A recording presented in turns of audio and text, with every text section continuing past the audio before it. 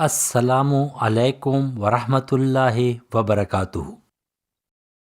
عزیز دوستو، ہمارے آج کے صحابی ہیں حضرت عمار بن یاسر رضی اللہ تعالی عنہ۔ آپ کا نام عمار، آپ کے والد کا نام یاسر اور آپ کے والدہ کا نام سمیہ رضی اللہ تعالی عنہا۔ حضرت عمار کے والد حضرت یاسر، ان کا اصلی وطن یمن تھا۔ اپنے ایک گمشدہ بھائی کی تلاش میں دوسرے دو بھائی حارث اور مالک دونوں کے ساتھ مکہ پہنچے۔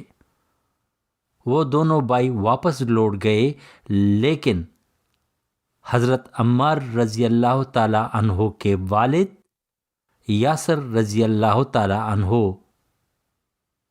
نے مکہ میں ہی اقامت ڈال دی اور بنو مخزوم سے حلیفانہ تعلق پیدا کر کے ابو حذیفہ بن المغیرہ مخزومی کی ایک لونڈی سمیہ سے شادی کر لی، جس سے حضرت عمار رضی اللہ تعالی عنہ پیدا ہوئے۔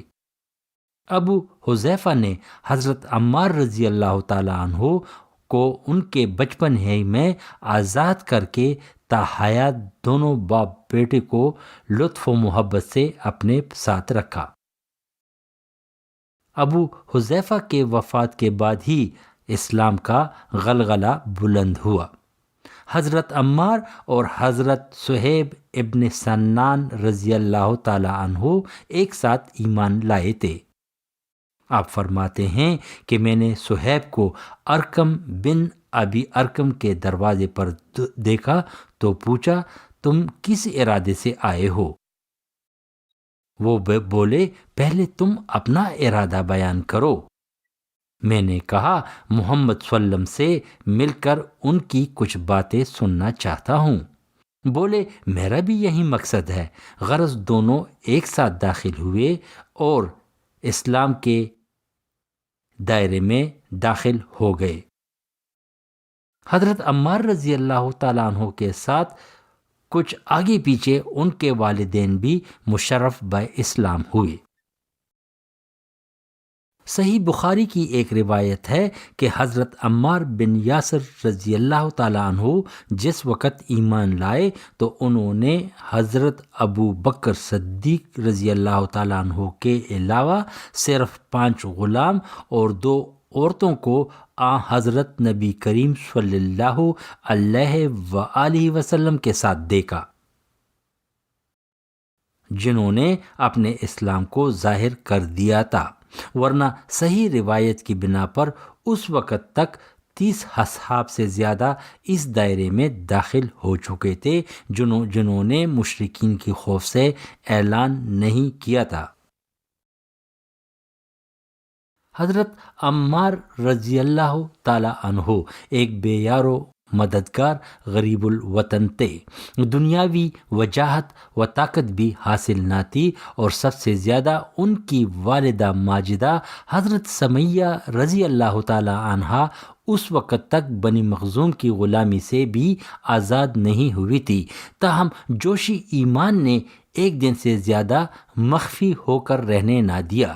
مشرکین نے ان کو اور ان کے خاندان کو لاچار و مجبور دیکھ کر سب سے زیادہ مشق ستم بنا لیا۔ طرح طرح کی تکلیفیں دی، ان کو اذیتیں دیں۔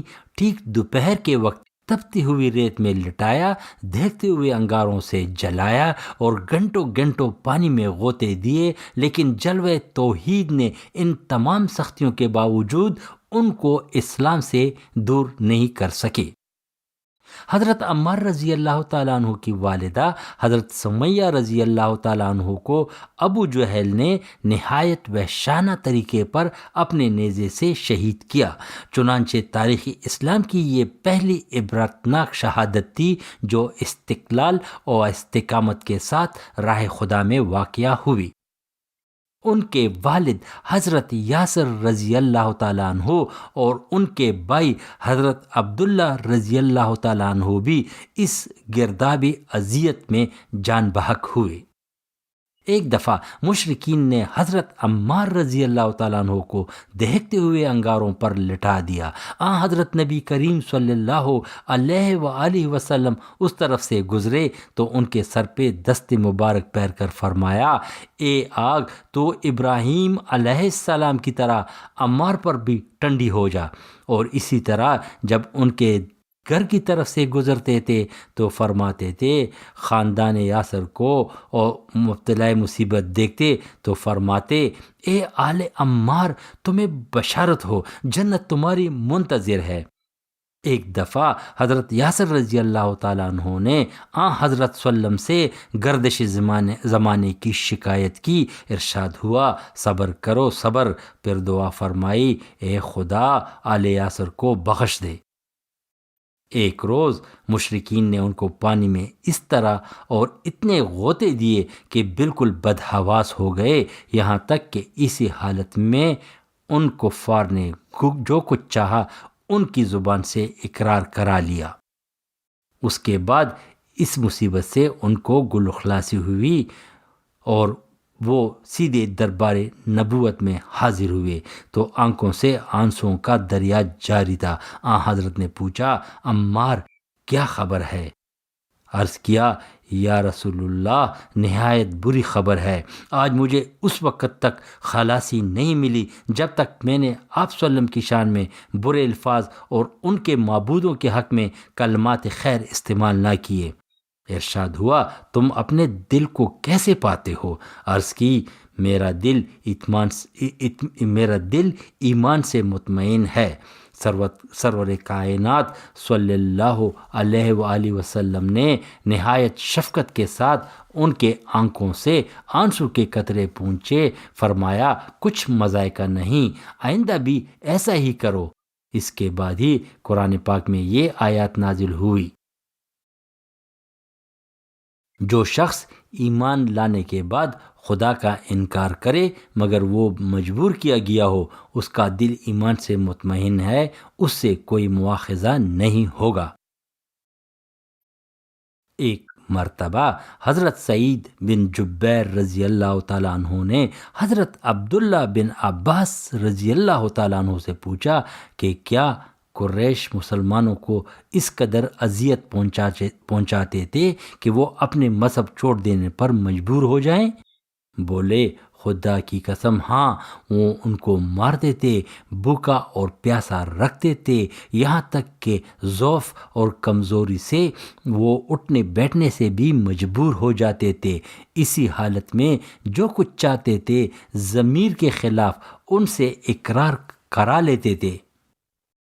غرض حضرت عمار رضی اللہ تعالیٰ عنہ بھی ان صحابہ کرام میں شامل تھے جنہوں نے راہ حق میں اور راہ خدا میں صبر و استقامت کے ساتھ تمام مظالم برداشت کیے، لیکن آئینہ دل سے توحید کا عکس زائل نہ ہوا۔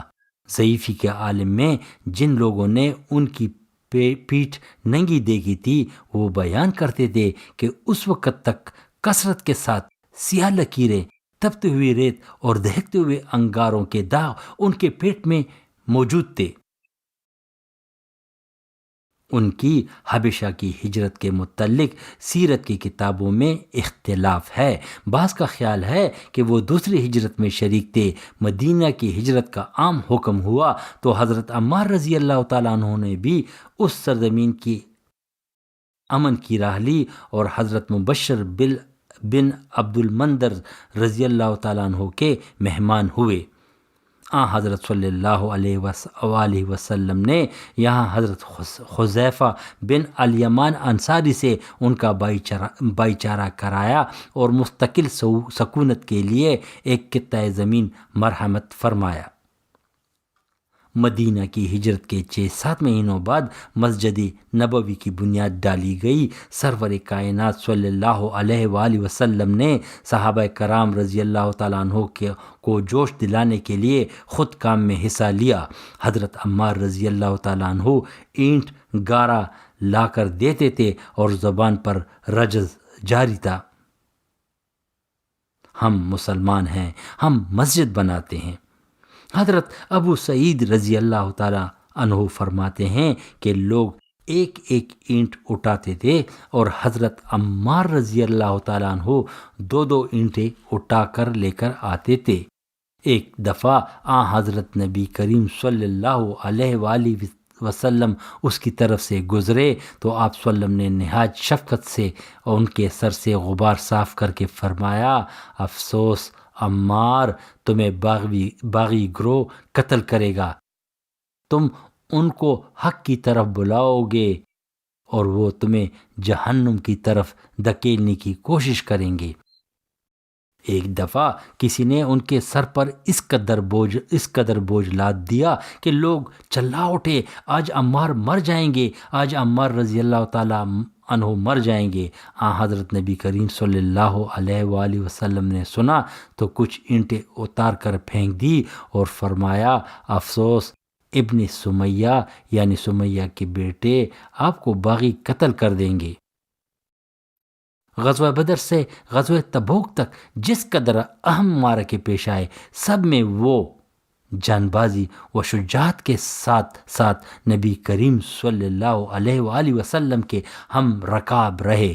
عہد صدیق کے اکثر خونریز جنگوں میں بھی داد شجاعت دی۔ حضرت عبداللہ بن عمر فرماتے ہیں کہ یمامہ کی جنگ میں ان کا کان شہید ہو گیا جو سامنے ہی زمین پر پڑک رہا تھا، لیکن وہ بے پرواہی کے ساتھ حملے پر حملے کر رہے تھے اور جس طرف رخ کرتے تھے صفیں کی صفیں تہ و بال کر دیتے تھے۔ ایک دفعہ مسلمانوں کے پاؤں پیچھے پڑنے لگے، انہوں نے بلند چٹان پر کھڑے ہو کر للکارا، اے مسلمانوں، کیا جنت سے بھاگ رہے ہو؟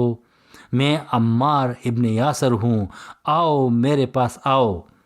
اس صدا نے سحر کا کام کیا اور جنت کے شہدائی یکایک سنبھل کر ٹوٹ پڑے۔ خلیفہ دوم رضی اللہ تعالی عنہ نے 20 ہجری میں ان کو کوفے کا والی بنایا اور اہل کوفہ کے نام حسب ذیل فرمان جاری فرمایا۔ میں عمار بن یاسر کو امیر اور ابن مسعود کو معلم اور وزیر مقرر کر کے بھیجتا ہوں۔ خزانے کا اہتمام بھی ابن مسعود رضی اللہ تعالیٰ عنہ کے متعلق کیا ہے۔ یہ دونوں حضرت محمد صلی اللہ علیہ وآلہ وسلم کے ان شریف اصحاب میں سے ہے جو غزوہ بدر میں شریک تھے، اس لیے ان دونوں کی فرمان برداری، اطاعت اور پیروی کرو۔ میں نے عبد کے بیٹے عبداللہ بن مسعود کو اپنے سے الگ کر کے تمہارے پاس بیچ کر تم کو اپنے اوپر ترجیح دے رہا ہوں۔ عثمان بن حنیف کو عراق کی پیمائش پر معمور کر کے بیچتا ہوں اور ان کے رسد کے لیے روزانہ ایک بکری مقرر کرتا ہوں جس کا ایک حصہ اور شکم یعنی اس کے پیٹ والا حصہ عمار کے لیے مخصوص رہے گا اور باقی حصے ان تینوں میں تقسیم ہوں گے۔ حضرت عمار رضی اللہ تعالی عنہ نے 1 سال 9 ماہ تک نہایت خوش اسلوبی اور بیدار مغزی کے ساتھ فرائض منصبی انجام دیے، لیکن اسی اثنا میں اہل بصرہ اور اہل کوفہ کے باہمی نفاق اور حضرت عمار رضی اللہ تعالیٰ عنہ کی غیر جانبداری نے کوفہ کے رئیسوں کو ان سے ناراض کر دیا۔ واقعے کی تفصیلی کیفیت یہ ہے، بصرہ کی کثرت آبادی کے لحاظ سے اس صوبے کا رقبہ نہایت مختصر تھا۔ اس بنا پر عمرو بن سراق نے بصرہ والوں کی طرف سے دربار خلافت میں درخواست کی کہ کوفہ کے وسیع علاقے کا کچھ حصہ بصرہ میں شامل کر دیا جائے۔ کوفہ والوں کو خبر ہوئی تو وہ حضرت عمار بن یاسر والی کوفہ سے خواستگار ہوئے کہ وہ اس کی مخالفت کریں اور ان علاقوں پر اپنا دعویٰ پیش کرے، کیونکہ ان علاقوں کو اہل بصرہ کی اعانت و امداد کے بغیر ہم لوگوں نے فتح کیا تھا، لیکن حضرت عمار رضی اللہ تعالیٰ عنہ نے سرد مہری کے ساتھ ان کو ٹال دیا اور فرمایا مجھے ان جھگڑوں کی کیا ضرورت ہے۔ اس پر ایک کوفے کے رئیس اتھارد نے غضبناک ہو کر کہا، ایک کنکٹے، پھر تو ہم سے خراج کس بنا پر طلب کرتا ہے؟ حضرت عمار صرف یہ کہہ کر خاموش رہے، افسوس تم نے میرے سب سے زیادہ بہتر اور محبوب کان کو گالی دی۔ غرض حضرت عمار رضی اللہ تعالیٰ عنہ نے اس معاملے میں بالکل غیر جانبداری اختیار کر لی اور کوفہ والوں کے احتجاج کے باوجود رائے مہرمز، ایزج اور ماہ کا علاقہ بصرہ میں شامل کر دیا گیا۔ یہ نقصان ایسے نہ تھا جو والی کی طرف سے اہل کوفہ کے دلوں میں ناراضگی کی گرہ نہ ڈالتا، اور اس کے بعد ہی شکوہ شکایات اور سازشوں کا سلسلہ شروع ہوا اور امیر المؤمنین کو باور کرایا گیا کہ وہ اس منصب کی اہلیت نہیں رکھتے۔ انجام میں کار دارالخلافہ بلا کر اس عہدے سے معزول کیے گئے۔ حضرت عمر نے معزولی کے بعد دوسرے روز بلا کر پوچھا، کیا تم میرے اس طریقے عمل سے کچھ ناراض تو نہ ہوئے؟ بولے، جب آپ پوچھتے تو حقیقت یہ ہے کہ میں نہ تو پہلے اپنی تقرری سے خوش ہوا تھا اور نہ میں اب اپنی معزولی سے ناراض ہوں۔ خلیفہ ثالث رضی اللہ تعالیٰ عنہ کے عہد حکومت میں تمام ملک میں فتنہ اور فساد نے سر اٹھایا۔ 35 ہجری میں خلیفہ وقت نے اس مسئلے کے اصلی اسباب کے تحقیق و تفتیش کے لیے ایک کمیشن مرتب کیا۔ حضرت عمار بن یاسر بھی اس کے ایک رکن قرار پائے اور فتنہ پردازی کے اصلی مرکز یعنی صوبہ مصر کی طرف روانہ کیے گئے۔ تحقیقاتی کمیشن کے تمام ارکان نے بہت جلد اپنا متعلقہ مقامات سے واپس آ کر قابل اطمینان رپورٹ پیش کر دیا، لیکن حضرت عمار کی واپسی میں غیر معمولی تاخیر ہو گئی اور دارالخلافہ میں ان کی نسبت طرح طرح کے خیالات پیدا ہونے لگے، یہاں تک کہ عبداللہ ابن ابی سرخ والی مصر کے خط نے توقف کی اصلی وجہ ظاہر کر دی۔ اس خط کے فقرے یہ ہیں: عمار کو مصر کی ایک قوم نے اپنا طرفدار بنا لیا ہے اور ان میں سے عبداللہ بن السود اور خالد بن ملحجم، سودان بن حمر اور کنانہ بن بشر ان کی طرف جا ملے ہیں۔ غرض وہ مصر سے واپس آئے تو انقلاب پسند جماعت کا اثر ان کے خیالات میں نمایاں تھا۔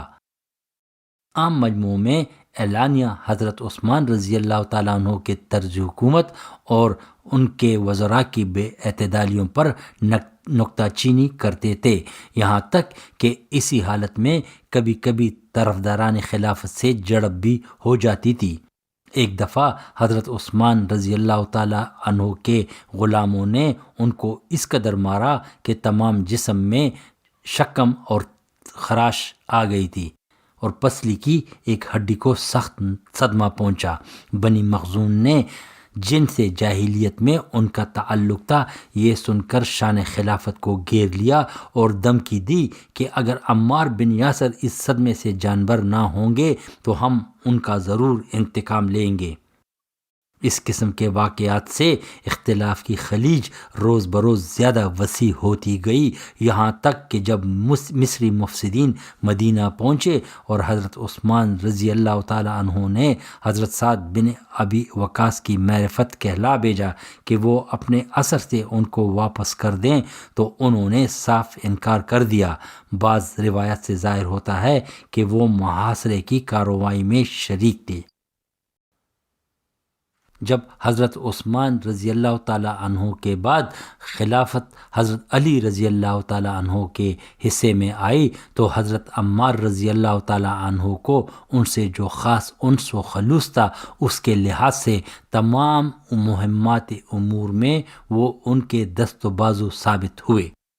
حضرت عائشہ رضی اللہ تعالی عنہا، حضرت زبیر رضی اللہ تعالی عنہ اور حضرت طلحہ رضی اللہ تعالی عنہ وغیرہ نے جب شہید خلیفہ کے قصاص کا مطالبہ کر کے جنگی تیاریوں کے لیے بصرہ کا رخ کیا تو خلیفہ چہارم کے حکم سے وہ حضرت امام حسن رضی اللہ تعالیٰ عنہ کے ساتھ کوفہ کی طرف روانہ ہوئے کہ اہل کوفہ کو خلافت کے تحفظ و حمایت پر آمادہ کریں۔ حضرت عمار رضی اللہ تعالیٰ عنہ جب کوفہ پہنچے تو حضرت ابو موسیٰ اشعری جامعہ مسجد میں ایک مجمع کے سامنے غیر جانبداری کا وعظ بیان فرما رہے تھے۔ حضرت امام حسن رضی اللہ تعالیٰ عنہ نے ان کو فرمایا، تم ابھی ہی ہماری مسجد سے نکل جاؤ، اور ممبر پر کھڑے ہو کر ایک نہایت پرجوش تقریر کی۔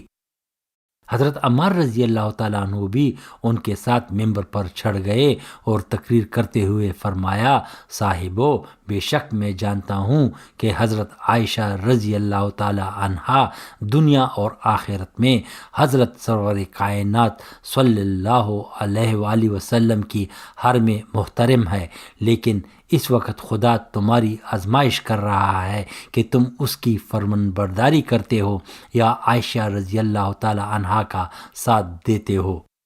حجر بن عدی نے حضرت عمار رضی اللہ تعالیٰ عنہ کی تائید کی اور دوسرے روز صبح کے وقت تقریباً 9,500 جان باز سپاہیوں کی ایک فوج حضرت عمار رضی اللہ تعالیٰ عنہ کے ساتھ ہو گئی۔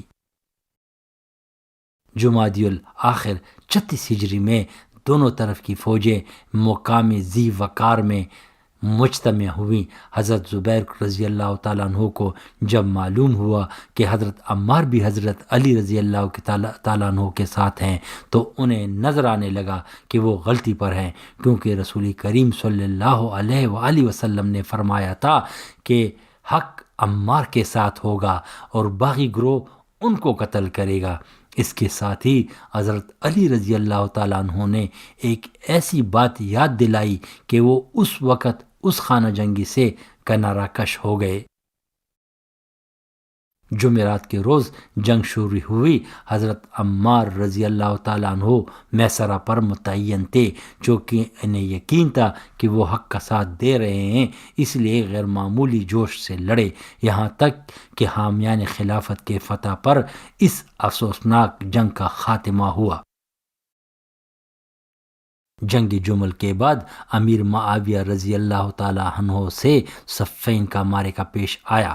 حضرت عمار رضی اللہ تعالیٰ عنہ اس جنگ میں بھی حضرت علی کی طرف سے تھے۔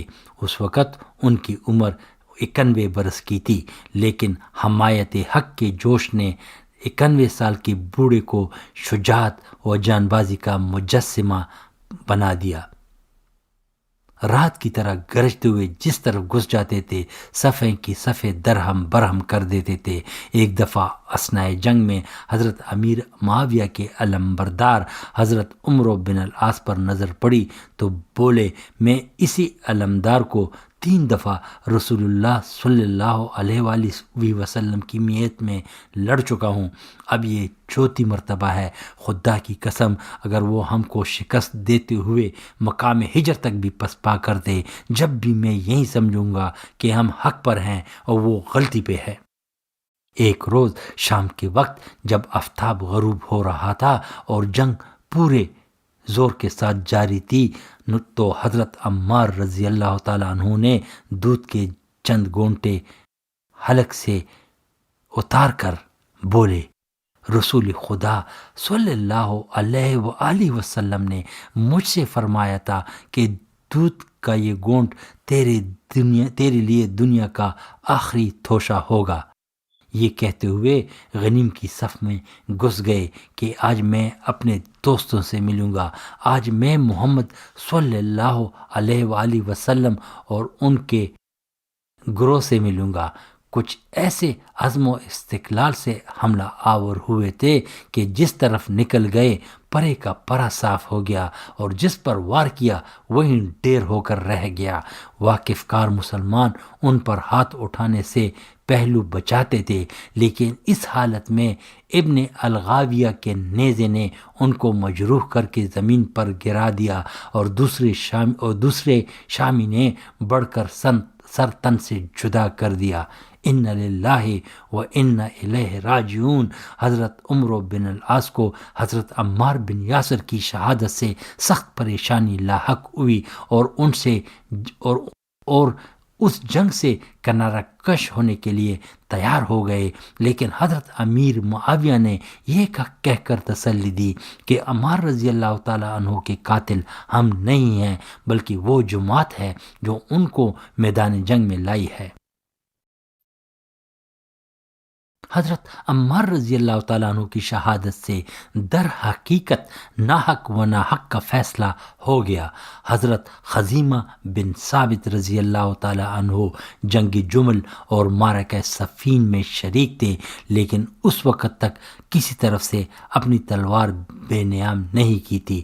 حضرت عمار رضی اللہ تعالیٰ عنہ کی شہادت نے ثابت کر دیا کہ انہیں حیدر کرار رضی اللہ تعالیٰ عنہ کے ساتھ دینا چاہیے، چنانچہ اس کے بعد تلوار کھینچ کر شامی فوج پر ٹوٹ پڑے اور کشت و خون کے بعد شہادت حاصل کی۔ اسی طرح تمام دوسرے محتاط صحابہ بھی جو پس و پیش کر رہے تھے، اس واقعے کے بعد حضرت علی رضی اللہ تعالی عنہ کی طرفدار ہو گئے۔ حضرت علی رضی اللہ تعالیٰ عنہ نے جب اپنے مونس و جان نثار کی شہادت کی خبر سنی تو آہ سرد کھینچ کر فرمایا، خدا نے عمار پر رحم کیا۔ جس دن اسلام لائے خدا نے ان پہ رحم کیا، جس دن شہید ہوئے خدا نے ان پر رحم کیا، او خدا ان پر رحم کرے گا انشاءاللہ جس دن زندہ اٹھائے جائیں گے۔ میں نے ان کو اس وقت رسول اللہ صلی اللہ علیہ وآلہ وسلم کے ساتھ دیکھا تھا جبکہ صرف 4 یا 5 صحابہ کرام کو اعلان ایمان کی توفیق عطا ہوئی تھی۔ قدیم صحابہ میں کوئی بھی ان کی مغفرت میں شک نہیں کر سکتا۔ عمار رضی اللہ تعالی عنہ حق اور لازم ہے اور ملزوم ہے، اس لیے ان کا قاتل یقیناً جہنمی ہوگا۔ اس کے بعد تجہیز و تکفین کا حکم دیا، خود جنازے کی نماز پڑھائی اور خون آلودہ پیراہن کے ساتھ 91 برس کی عمر میں اس حامی حق کو زمین میں دفن کر دیا۔ کوفہ کی زمین کو صحابی رسول صلی اللہ علیہ وآلہ وسلم کو اپنے دامن میں لینے کا یہ پہلا موقع تھا۔ حضرت عمار رضی اللہ تعالیٰ عنہ جفا کشی، استحکامت، استقلال اور حقانیت سے لبریز تھے۔ فتنہ و فساد سے ہمیشہ پناہ مانگا کرتے تھے، لیکن خدا نے سب سے بڑے فتنے میں ان کا امتحان لیا اور کامیابی کے ساتھ ان کو حق کا طرفدار بنا دیا۔ سادگی اور خاکساری کا یہ حال تھا کہ فرش خاک ان کے لیے سب سے زیادہ راحت بخش بستر تھا۔ غزوہ ذات العشیرہ کے موقع پر بنی مدلج کے چند آدمی ایک نخلستان سے نہر نکال رہے تھے۔ حضرت علی رضی اللہ تعالیٰ عنہ نے ان سے فرمایا، چلو دیکھتے ہیں کہ یہ لوگ کیا کر رہے ہیں۔ غرض وہاں پہنچ کر گھنٹوں تماشا دیکھتے رہے، یہاں تک کہ نیند کا غلبہ ہوا اور دونوں اسی جگہ ایک درخت کے نیچے فرش خاک پر بے تکلفی کے ساتھ سو گئے۔ عہد فاروقی میں کوفہ کے والی تھے، لیکن ایک گورنر کی سادگی و بے تکلفی یہ تھی کہ خود بازار جا کر سودا سلف خریدتے اور اپنی پیٹھ پر لاد کر لے آتے تھے۔ اسی طرح اپنا تمام کام خود اپنے ہاتھ سے کر لیتے تھے۔ حضرت مطرف رضی اللہ تعالیٰ عنہ فرماتے ہیں کہ ایک دفعہ کوفہ میں اپنے ایک دوست سے ملنے گیا۔ گفتگو میں حضرت علی کے بعض بے اعتدالیوں کا تذکرہ آیا تو ایک شخص نے جو وہاں بیٹھا ہوا تھا برہم ہو کر حضرت علی رضی اللہ تعالی عنہ کے بارے میں کوئی نازیبہ الفاظ استعمال کیے۔ آپ نے غصے میں آ کر کہا، اے فاسق، کیا تو امیر المومنین کی مذمت کر رہا ہے؟ جس پر میرے دوست نے سلے کے طور پہ کہا، ابو الیقیزان جانے دو، یہ میرا مہمان ہے۔ بس اس وقت میں نے پہچانا کہ عمار بن یاسر یہی ہے۔ حضرت عمار رضی اللہ تعالیٰ عنہ کا ہر ایک قدم صرف خدائے پاک کی خوشنودی اور رضامندی کی راہ میں اٹھتا تھا۔ جنگ جمل اور غزوہ صفین میں بھی در حقیقت اس وجہ سے حضرت علی رضی اللہ تعالیٰ عنہ کے جھنڈے کے نیچے کھڑے تھے۔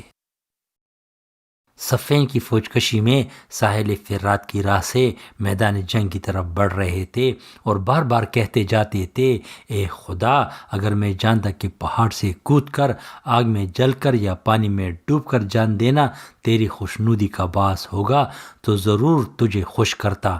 میں لڑنے جاتا ہوں لیکن اس میں بھی تیری رضا جوئی مقصود ہے۔ امید ہے کہ اس مقصد میں تو مجھے ناکام نہ رکھے گا۔ نماز کو خشوع و خضوع اور توجہ اللہ کو نماز کی اصلی روح سمجھتے تھے۔ ایک دفعہ نماز پڑھنے کھڑے ہوئے تو جلدی جلدی دو گانا ادا کر کے بیٹھے رہے۔ لوگوں نے پوچھا، آپ نے اس قدر عجلت کیوں کی؟ بولے، اس وقت مجھے شیطان سے مسابقت کرنا پڑی۔ معذوری کی حالت میں بھی نماز قضا نہیں ہوتی تھی۔ ایک مرتبہ سفر کے موقع پر غسل کی حاجت پیش آئی اور باوجود صحیح و کوشش کے پانی دستیاب نہ ہوا۔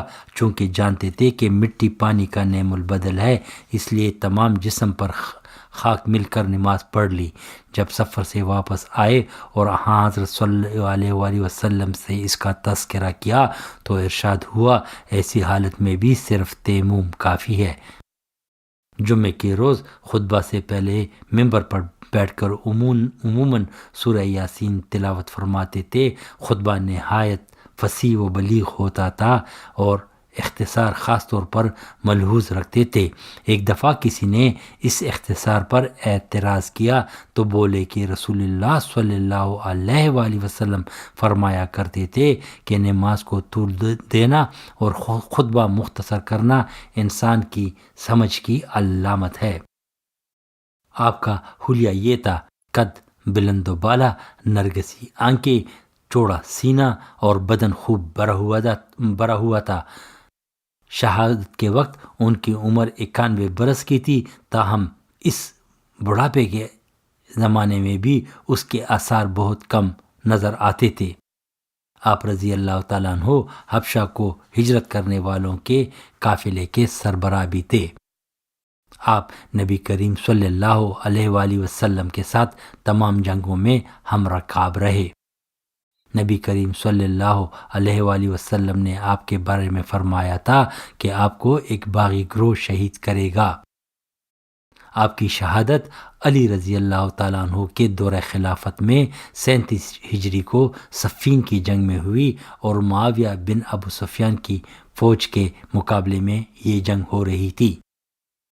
عمار بن یاسر کے والدین کو ابو جہل اور دیگر مشرکین نے اذیتیں دے دے کر شہید کیا۔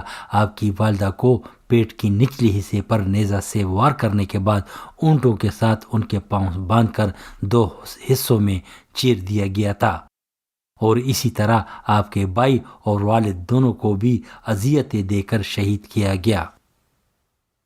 آپ کے والد کے اسلام کے بارے میں لکھا ہے کہ آپ رضی اللہ تعالیٰ عنہ نے خواب میں دیکھا کہ آپ کی زوجہ اور بیٹا اسلام قبول کر چکے ہیں اور آپ کے اور ان کے درمیان آگ کا دریا ہے اور آپ کے بچے آپ کو بلا رہے ہیں۔ اسلام کے دائرے میں داخل ہونے کے بعد آپ سب چھپ کر الارقم میں مل کر عبادت کرتے تھے، لیکن جب یہ خبر قریش میں پھیل گئی تو انہوں نے سب سے زیادہ تشدد کا نشانہ آپ کے گھرانے کو بنایا، کیونکہ آپ مکہ میں کمزور تھے اور آپ کی والدہ بھی غلام تھی۔ ابو جہل جو اپنے ظلم اور اسلام دشمنی میں پیش تھے، ہر روز نت نئے ظلم غلاموں اور غریبوں پر آزمایا کرتے تھے۔ نبی کریم صلی اللہ علیہ وآلہ وسلم جب بھی عمار بن یاسر اور ان کے والدین کو اس ظلم میں دیکھتے تو ان کے لیے دعا کرتے اور صبر کی تلقین کرتے تھے اور جنت کی بشارت دیتے تھے۔ والدین کی شہادت کے بعد روتے ہوئے خدمت رسول میں حاضر ہوئے تو نبی کریم صلی اللہ علیہ وآلہ وسلم نے دعائے خیر کی اور کہا، یا اللہ، آل یاسر میں سے کسی کو بھی آگ کا عذاب نہ دیں۔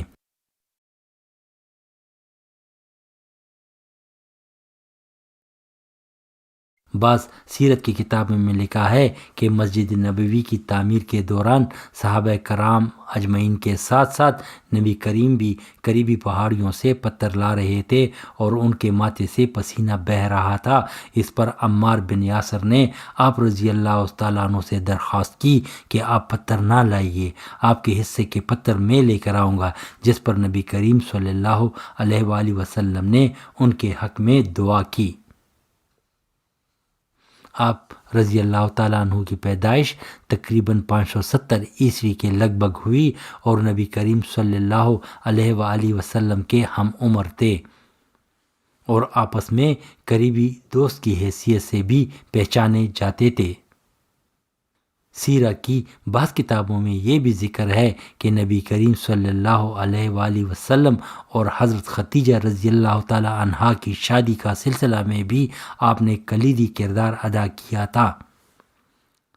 جس وقت آپ رضی اللہ تعالی عنہ نے ابو جہل کے ظلم سے مجبور ہو کر نبی کریم صلی اللہ علیہ وآلہ وسلم کے خلاف الفاظ استعمال کیے اور اسلام کے بارے میں بھی نازیبہ الفاظ استعمال کیے، اور جب ابو جہل سے خلاصی ہوئی تو سیدھے نبی کریم صلی اللہ علیہ وآلہ وسلم کے پاس آ کر سارا احوال بیان کیا، جس پر اللہ کے رسول صلی اللہ علیہ وآلہ وسلم نے ان کو تسلی دی اور کہا کہ آپ اس بات پر قیامت کے روز کوئی مواخذہ نہیں ہوگا۔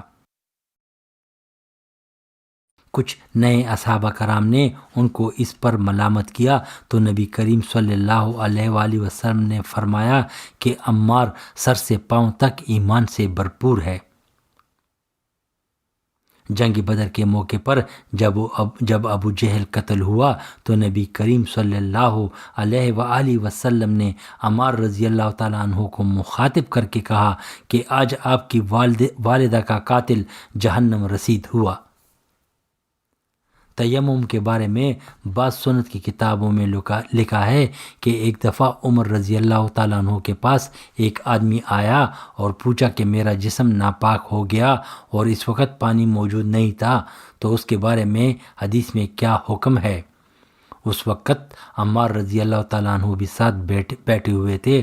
انہوں نے حضرت عمر کو کہا کہ یاد ہے کہ ایک دفعہ ہم دونوں سفر پر گئے تھے اور ہم نیند میں ناپاک ہو گئے تھے، تو میں نے مٹی میں لیٹ کر اس سے غسل لے کر نماز پڑھی اور آپ نے نماز ادا نہیں کی۔ واپسی پر ہم نے نبی کریم صلی اللہ علیہ وآلہ وسلم کو ساری کہانی سنائی تو آپ صلی اللہ علیہ وسلم نے زمین پر بیٹھ کر مٹی پر ہاتھ مل کر اور اس کو پونک دے کر زیادہ مٹی ہٹا دی اور پھر اپنے ہاتھوں چہرے پر مسح کیا۔ بس اس واقعے سے اندازہ ہوتا ہے کہ نبی کریم صلی اللہ علیہ وآلہ وسلم کے قریبی صحابہ کرام میں سے آپ رضی اللہ تعالیٰ عنہ اللہ کے رسول سے کس قدر قریبی تعلق رکھتے تھے۔ عمار رضی اللہ تعالیٰ عنہ کا لڑکپن خوف، دہشت اور ظلم میں گزرا، لیکن جوانی اور بڑھاپے میں ایک طاقتور، بہادر، بے خوف انداز میں بسر کیا اور اسلام کی سربلندی اور آخرت کے لیے انتھک محنت کی۔ جنگ صفین میں تقریباً 90 سال کی عمر میں آپ شہید ہوئے۔ آپ حضرت علی ابن طالب کی طرف سے شریک تھے۔ یہ جنگ 937 ہجری میں لڑی گئی تھی۔ یہ لڑائی مسلمانوں کے خلیفہ حضرت علی ابن ابی طالب اور شام کے گورنر معاویہ بن ابو سفیان کے درمیان ہوئی۔ یہ جنگ دریائے فرات کے کنارے اس علاقے میں ہوئی جو اب ملک شام میں واقع ہے۔ اس جنگ میں شامی افواج کے 45,000 اور خلیفہ کے افواج کے 25,000 افراد مارے گئے، جن میں زیادہ تر صحابہ کرام شامل تھے۔ خزیمہ بن ثابت انصاری رضی اللہ تعالیٰ عنہ بھی اس جنگ میں حضرت علی رضی اللہ تعالیٰ عنہ کی طرف سے شہید ہوئے۔ حضرات، یہ جو چھوٹے چھوٹے واقعات تھے یہ میں نے سیرت کی مختلف کتابوں سے اخذ کر کے آپ کے گوشے گزار کیے۔ حضرات، یہ تھے ہمارے آج کے صحابی حضرت عمار ابن یاسر، جن کی حالات زندگی کے بارے میں نے روشنی ڈالی۔ امید ہے کہ آپ ان معلومات سے مستفید ہوئے ہوں گے۔ یہ سب معلومات ہم بچپن سے سنتے آ رہے ہیں، لیکن اس جگہ دوبارہ سننے سے ان حالات اور واقعات کے بارے میں یاد دہانی آ جاتی ہے اور ذہن میں واپس محفوظ ہو جاتی ہے۔ آپ دوستوں سے درخواست ہے کہ اس چینل کو سبسکرائب کریں اور ویڈیو لائک بھی کریں تاکہ ہمارے اور احباب بہن بھائی بھی اس سے مستفید ہو سکیں۔ اللہ ہمیں اچھے کام اور نیک کام کرنے کی توفیق دے۔ آمین ثم آمین۔ صلاح الدین غازی، کینیڈا۔